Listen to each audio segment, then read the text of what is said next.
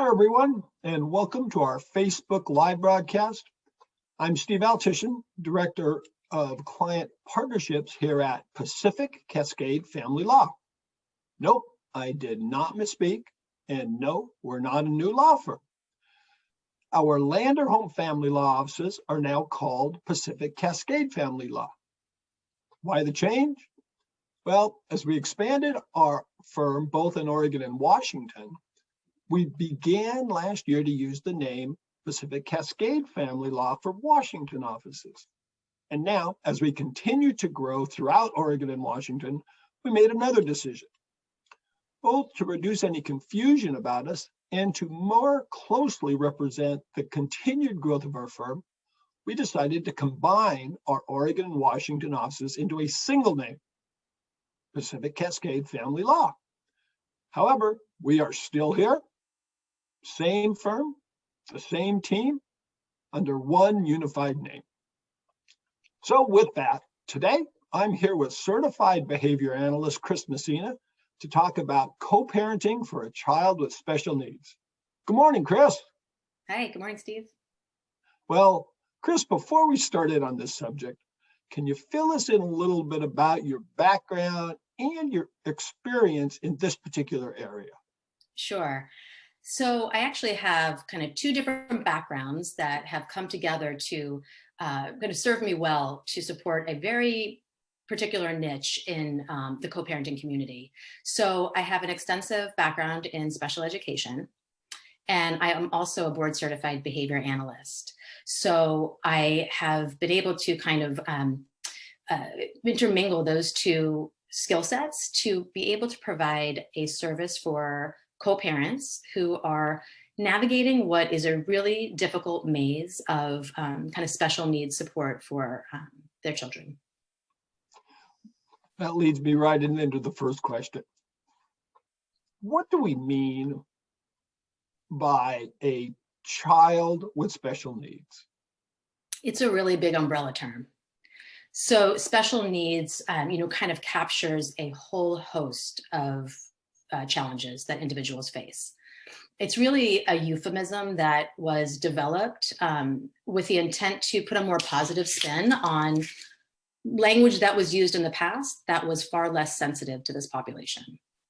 So, right now it's actually still fairly controversial. There are so many different types of terminologies that people prefer. So I've heard, lots of families refer to their child as an exceptional child. Some folks still prefer to have their particular disability labeled.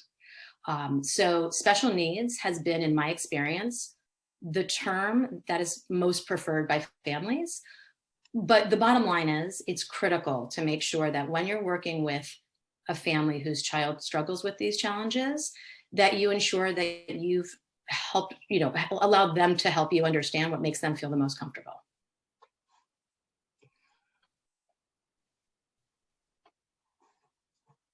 The unique risk factors, let's talk about that. You've talked about, what the term is, but what are sort of some of the unique risk factors that come with children with special needs?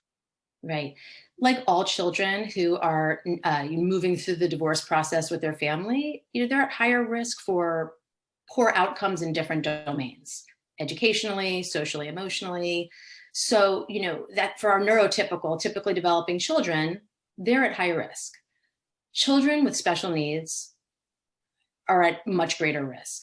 The challenges that they face put them in a position where they just simply need a different type of support network.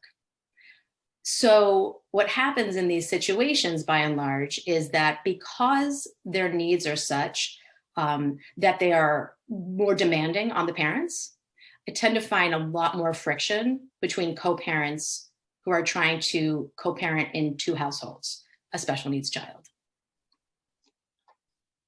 We talked a little bit about this before. I know you use the term roadblocks that can come up in these situations. So my question, I guess, is how do co-parents of kids, with these roadblocks, first of all, know when it's time to seek professional support or coaching?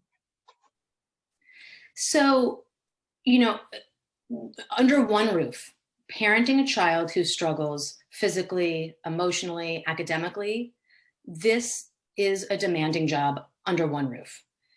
You put this child into two different settings, and the likelihood that those co-parents are going to need support is very high, right? So post-divorce, we know that there's a restructuring process that ideally should occur between parents. Does it always occur? Not always. But for these particular kids, it is essential that co-parents commit to really developing a new type of relationship between them. This, right? We're leaving our past relationship where it belongs in the past. And for the sake of these kids, it is really critical that co-parents take the time and make the commitment to forge a new relationship, likely with the help of an expert, so that they can best support this child, likely throughout their lifetime, right? Certain kids are going to struggle long-term. And you're talking not just, parents who are ready or going to cooperate or want to cooperate. I mean, we've had a couple Facebook Lives before about high conflict co-parents. Yeah. I mean, they have that same problem, that same thing. They have to somehow get on the wagon. So maybe we can talk about some examples of this, some different kind of scenarios that can arise for, co-parents. Sure. So typically what I see in my practice is that parents are coming to me in a locked-horn situation. We can address the folks who do come through the door and are prepared to cooperate, but they're the exception, not the rule. So typically, a family can come with one of two scenarios. Oftentimes, parents, either whether it's court mandated or they've just made the decision that what we're doing isn't working, we need to seek support of a professional. When they come to the table, my highest risk families don't even have an evaluation or assessment of their child's issues. They come to the table not having a clue as to what's going on. So we don't have a diagnosis. And without a diagnosis and proper assessment, we certainly don't have any kind of treatment plan or blueprint for these parents to follow, right? So in that situation, what I typically see is a lot of finger pointing, a lot of blame and shame. I mean, this particular group of parents are entirely stuck. So for them, the course of action looks a little bit different than, say, another subset of parents I see who are coming to the table with an evaluation and a diagnosis already in place. So they've been able to, whether it was while they were still married or during the divorce process, get an assessment and figure out what's going on with our child. So that for them, the next steps are that creation of a treatment or blueprint for the child. Okay, what are we going to do to help this kid in two homes? So those two families are stuck in a little bit more mired in the muck than are the families who come through the door and say, hey, we've got an assessment, we agree on the diagnosis, we're cooperative, we just don't know what to do. We don't know how to treat this, right? So if that family, for example, has a child on the autism spectrum, they may just be coming to get professional support to develop that blueprint. Tell us what to do, work with us, collaborate here. I wish that I saw more of that cooperative parenting.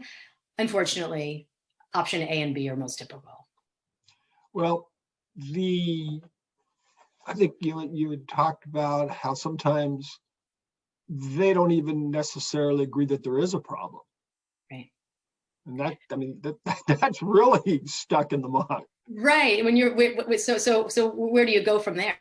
Right. It's like you're sinking in quicksand. That misalignment is the most devastating thing for your child's future. So these co-parents are like we're saying stuck, in these scenarios you talked about, in one way or another. How do they get unstuck? That's a great question. And therein lies the work that you'll do with a professional. So the most critical piece of this equation is committing to alignment with your co-parent. before you can even begin to kind of dig into the work with an expert. If you come to the table and you are committed to that adversarial position, that locked horns position, and you are wedded to being right, it's a dead end. It is simply a dead end. And do I face that at times? Yes, absolutely, I do.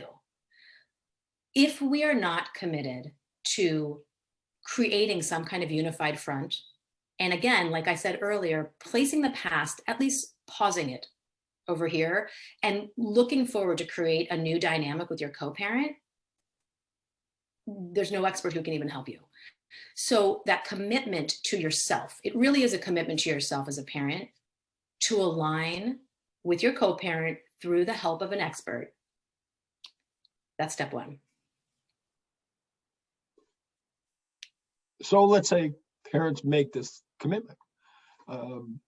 They're going to align for the betterment of their child. What's a couple questions, I guess, and then you can kind of take them as you wish, is what does align really mean? And what's the next step after they have? Okay. So alignment is not synonymous with agreement. And I think it's really important for parents to recognize that. Alignment really is ultimately making the decision that, even if I were to do something different, if the decision were entirely up to me about my child, and I might have done something different, I am willing to be open to outside influence. And the outside influence is not only coming from your ex-spouse, it's really coming from the experts and professionals that you are hiring to support you through this, right? Let's look towards the professionals. Let's lean into the data and say, okay, I might have seen it this way, but I am making the commitment to be on the same team as my co-parent and sort of put my faith in the experts' opinions, even if I might have done something different. As where agreement kind of requires, it's a higher level of commitment, right? It's walking away from a scenario saying, I absolutely would have made that decision regardless of outside influence, feeling that wedded to the final decision. I don't think in alignment, you need to feel that way, but that's where the willingness comes in to commit, right? And it's not suspending your beliefs and opinions willy-nilly. I mean, you're relying on professional expertise to help guide the way. So then the next step, the other part of that question, what do? They've said, okay, again, we really want to try. We're going to align ourselves. We're going to commit ourselves. What's the next step they take? Right. So I would like to say that the alignment piece clearly is the most critical and it is the most difficult. So I don't typically experience families coming in and kind of nailing the alignment piece, in a single session. This is a lot of the self-work that we have to do as co-parents, regardless of whether or not we're trying to navigate the world of special needs, right? Like all co-parents have to commit to some kind of connection, right? Some kind of healthy collaboration. But again, even more important when you're dealing with these really sensitive issues, okay? So I just want to stress that alignment piece involves a lot of our own self-work, and it may take a while, right? It's worth the investment of the time to get there, because once we're there, right? Once we have a shared understanding of what's going on with this child, right? So for the family who's coming through the door without any evaluation, any diagnosis, well, we need to start there, right? This can be finger pointing and blaming and shaming, or we can go ahead and we can have, collect a whole bunch of data. We can do a whole bunch of assessment. And the good news about data is it's hard to argue with it. You can, I've seen a lot of people try, but let's take a really clear look, have a professional assessment done. So that family's starting there. Now, it's not always smooth sailing once you have an assessment and a diagnosis. That brings up a whole lot of stuff for families as well, right? We have to kind of navigate through that personally, because a lot of times, again, we move towards finger pointing or it's because of your parenting that the child has these issues, right? So we don't always seamlessly move from assessment and diagnosis into treatment plan. There's some work that has to be done. Just kind of falling back a touch, assessment and diagnosis. What part of the sort of the care umbrella does that come in terms of who are the folks that are doing that? That's a great question. So typically, depending, and again, remembering special needs is a huge umbrella term. So, right, if you're dealing with a physical challenge like cerebral palsy, you're obviously going to seek medical treatment in a different way than if you were dealing with an autism spectrum diagnosis or ADHD or dyslexia. Typically, you're going to go to a neuropsychologist or a PhD or a PsyD who, this is what they do, right? They run the full battery. They give you a very robust summation of these results, which typically land in a diagnosis. I think it's worth mentioning that most families who get to this point where they need this type of outside support are not dealing with low level, fussy behavior now and again. We're dealing with kids who are non-readers when they're 13, or really aggressive kids who can't remain in a school setting, or, are struggling socially to an extreme degree. So folks coming in that warrant that, are typically going to see a developmental psychologist of some sort. Again, it just depends on which challenge we're talking about. What do you do when you get the evaluation? Then do they bring it into you? Is this something you review with them? So typically, the psychologist or whatever doctor you've seen will review these results with you. And when I say you will get a robust evaluation, they are typically very dense. You get a lot of information because you're getting a whole bunch of test results, the summation of that test results, and then, those results, and then recommendations for what to do. So it's really critical that families who, seek or have these evaluations identify a professional, who does something like I do, and there are different types of professionals who do this work, but someone who can help demystify, what does this mean in real world application for my kid? The sort of what to do with this information person, right? Someone's got to help guide you to create that blueprint, because it's all really valuable, but now what? Parents certainly don't have, for the most part, parents don't have the skill set to make sense of that and go, well, gosh, I know how to treat this. I mean, these are complex challenges. So finding a professional to help you make that blueprint is critical. So if I would come into you, this were me doing this, I imagine my report would have, like I said, a lot of numbers, and the all mystifying term, the percentile, and how does that work into what it means to the kid and what it means to the co-parents? Right, that's a great question. As a behavior analyst, I'm not too concerned with the actual diagnosis or label. I mean, it certainly helps you to have maybe a broad stroke sense of your child, right? If we're dealing with a learning disability versus a spectrum disorder, right, we kind of have a little bit of a category that we can sort of place this child in so we know where to go. But overall, by and large, what we're using those assessments to do is to generate a list. Obviously, we are always starting with strengths. With every child with whom I work, it is where's your strength profile, right? But of course, we need to look at those lagging skills and skill deficits. What are the particular skills that your child either needs to strengthen or develop? And how do you work in two homes and a school setting potentially, and maybe at a grandparent's house, right? We've got to make sure when we talk about alignment that all players in this child's life are aligned as far as their understanding of what is getting in this child's way. Do we agree on these specific skill deficits? So let's use the information that was gathered and let's figure out how we not only generate that list, but prioritize what skills need to be addressed first to kind of make the biggest impact for this child. And we need to make sure other people understand how to address this as well. So, I mean, is there a brochure you can give me? Do step A, B, C, and D. I know a lot of people sometimes in this, just they want to hear, send me a list of 10 things to do. us a way of 10 ways to act. I mean, it's a pretty huge, complex and unique situation, different than just like I said, regular, or not regular, but kids without some of these challenges. And so it's not, I take it, it's not like you can just say on day one, okay, these are the things that this particular diagnosis require.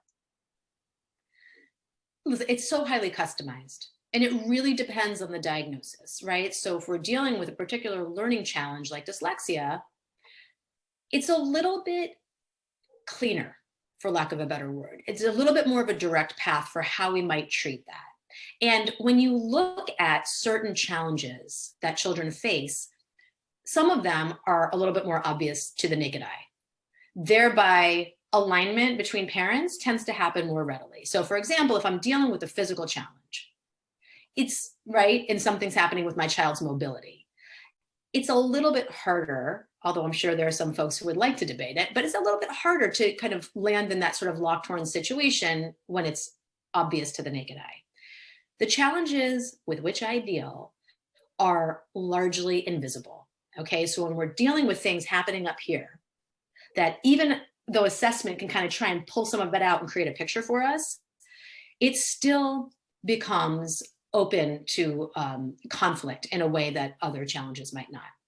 So it's not always a clean process. So to give a family a sort of a step-by-step procedure, it can get a little bit tricky, which is why you need to recruit the experts to do that for you. But the key things to keep in mind are, if you do not know what I call it, what seems to be the problem, it's game over. There's nowhere to go. So when I'm working with families, and a lot of times folks will come to me and say, we have an aggressive child, right? Or my child is not independent. I mean, these aren't behaviors. So we really look at what are the behaviors that are interfering. And I always lean into data collection. The single most important thing I think co-parents in a high conflict situation or where they're misaligned can do is work with someone to capture data. Let's look at, for example, I see this a lot. In one household, a child is going to bed with no issue. In the other household, right, we've got a kid who stays up to all hours and they're on their iPad and there's a whole compliance issue with following bedtime directions and whatnot. There are two avenues in that situation. One is to look at your co-parent and shame them, right? What are you doing wrong? Look at you. It's obviously your fault because they do it just fine with me, right? Those words should never leave your mouth as a co-parent, right? They don't do it with me. If they are engaging in appropriate adaptive behavior at one house, it is this incredible opportunity to say, hey, what are you doing differently? What are you doing that's working? Let's look. What's your bedtime routine like, right? Like, why is the child more compliant at bedtime? How are you navigating it? These conversations, I would venture to guess, are unlikely to happen without someone facilitating those with a high, right? That's a hard conversation because we feel like this isn't a competition. This isn't who is the better parent. This is what are you doing, right? This is a tough situation for these kids to go back and forth. We cannot have identical scenarios in both homes, but there are certain things like functional routines, things surrounding mealtime that we can be as consistent as possible. And that's an opportunity to collaborate, not to shame. So if one of the parents is having maybe a little more success at a certain thing that they're doing, routine that they're doing, and I come in and I say, well, they're lying to you, or some other crazy thing. I mean, I refuse to sort of, share or believe in their success. Or maybe that parent doesn't want to share because, they want to keep ahead. I mean, how do you get around those issues? Well, I don't know how frequently it happens that one parent thinks that there's absolutely no issue And the other parent has, right, when I have my intake paperwork before I meet these families, when I review that, occasionally I'll see one parent saying, everything's peachy keen, and the other parent has this whole like, host of challenges. The parent, when it's that extreme, usually we'll call this parent A, who thinks there's no problem. They're not even willing to come to the table. Occasionally they are, but they're thinking there's no problem, just get yourself help. When they do, it is this opportunity to truly lean into the data. I feel like a broken record when I talk to my families about this, but we need to look without opinion, right? And without our own emotional stuff driving the bus at what is happening in different settings with your child. And I think it's really critical that you, as a parent, identify someone, find someone in the community who can like look at the whole constellation of information about your child, right? So a lot of times, more often than not, the kids with whom I work have multiple professionals. They've got a speech pathologist, an occupational therapist, other types of counselors. There are a lot of different players weighing in. And if you can identify someone to almost act as that sort of case managerial person for your family, that's really important, because you're going to collect data from a psychologist who does evaluation. And then I want to hear from the school. And I want to know what's happening in speech pathology classes. When we look at that on balance, and everybody is seeing, right, common patterns of behavior, it's harder for parent A to truly sit in a position and just maintain nothing's wrong, right? So that's why keeping, the data and the information gathering consistent and organized is really critical.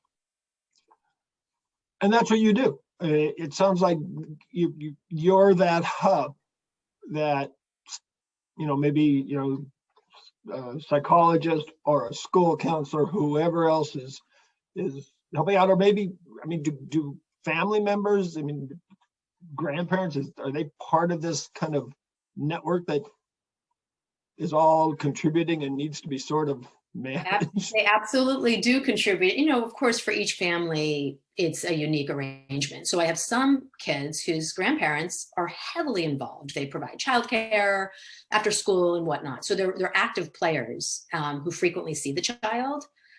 These are tough conversations, because we're talking about people who, for example, in the case of grandparents, they've been parents, they've raised children, right? They're doing it their way.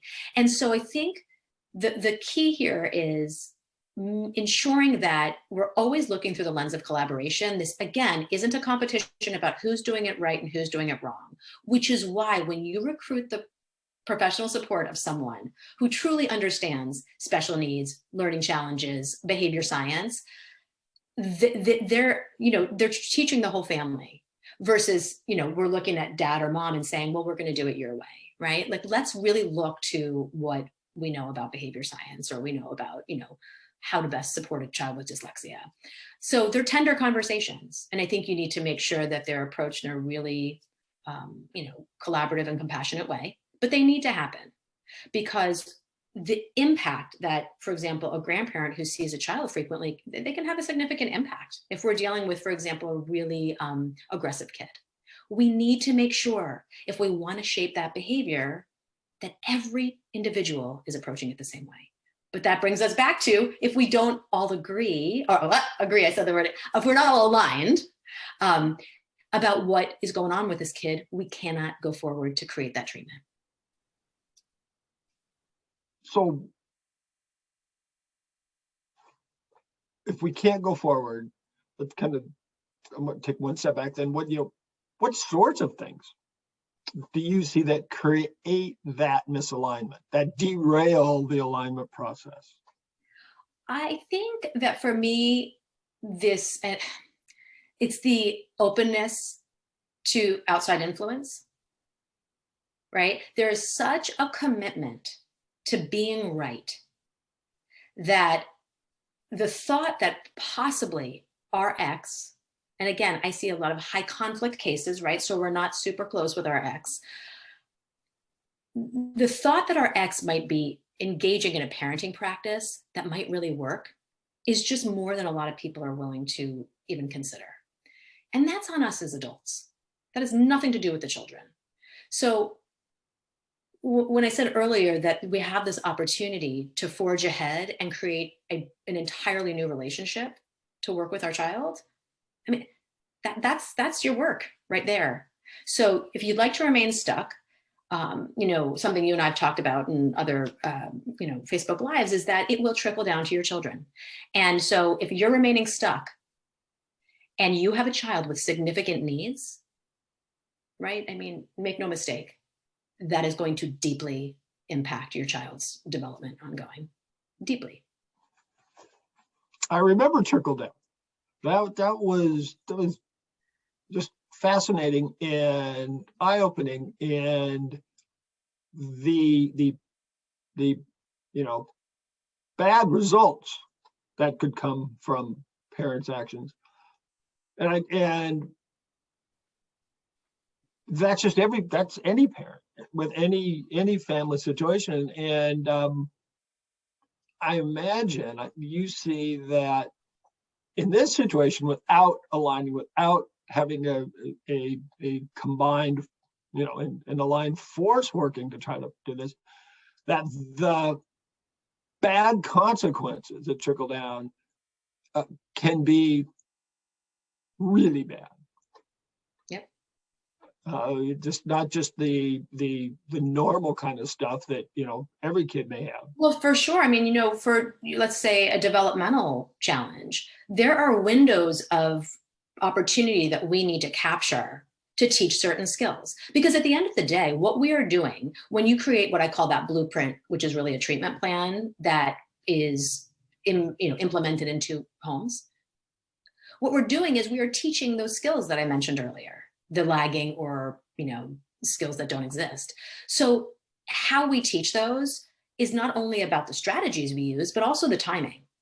So if we're going to sit in this position where we're locked horns, we may very well be wasting very valuable time. The same holds true for learning challenges. There are really critical times when we need to be addressing certain skills. So do you want to be right, or do you want to meet your child's needs? If we cannot park resentment at the door when we have these conversations, we're wasting really, really valuable time. So can parents really change? I know that's a kind of a curveball question, but the common thread through the entire process and what we've talked about is alignment. And parents can do things that can obviously tear apart that alignment pretty quickly. So I mean, can parents not yet change, but also can they fix things if it becomes misaligned? Sure. That's a great question. Listen, I, as a behavior analyst working with some very aggressive children engaging in some really maladaptive behavior, I would not do my job. I could not do my job if I didn't truly see behavior change occur. Now, working with a population of children in some ways is more challenging, right? They're younger and they don't have the maturity necessarily to do the work so readily, but they're younger. Their behavioral patterns have not been in place, as long as, for example, the 50-year-old parent. So it's a different process. And what's happening with the child behaviorally is not the same as what's happening with the co-parents, who their motivation is very often influenced by contempt and anger, right, from the past. So can they change? Absolutely. When people show up at the table, the door is opened even a little bit. To show up at the table, right, means that you are even, you're willing to a very small degree, at least. Some people to a great degree. So it's really variable. And I think that the key is to make sure you identify the proper resources to help you have these conversations and to develop those plans. Now, because of my background in special ed and in therapy, I'm able to look through two lenses. Not everybody is. So you may have to have a team of people. There may be a couple of different specialists, but make sure that you have someone who understands the nuances of your child's challenge, as well as somebody who can help you facilitate those conversations to implement that plan. That makes so much sense. This is, again, we start and our 30 minutes go rushing through. Before we do conclude, though, is there, if you're going to give that one bite, sound bite, to someone on how to handle the situation, or at least how to start to handle it, what would that be? I think it comes down to alignment. You're really not committing to your ex-spouse, and you're really not committing to your child. You are committing to yourself, right? To, again, have the most positive influence on your child's future. That's it. That makes total sense. That's why I'd go to you. So, Chris, thank you again for joining us today, and again providing incredible insight on a complex issue and making it easier to understand for folks like me. So thank you. You're welcome. And I also want to thank everyone who tuned in today, again, at our Facebook Live. If anyone has any questions on today's topic, you can post it here, or you can shoot me an email at, and I'm not going to get this wrong because I have a new email account, saltishin, that's not easy, SALTISHIN, at PacificCascadeFamilyLaw.com. And then again, now, until next time, stay safe,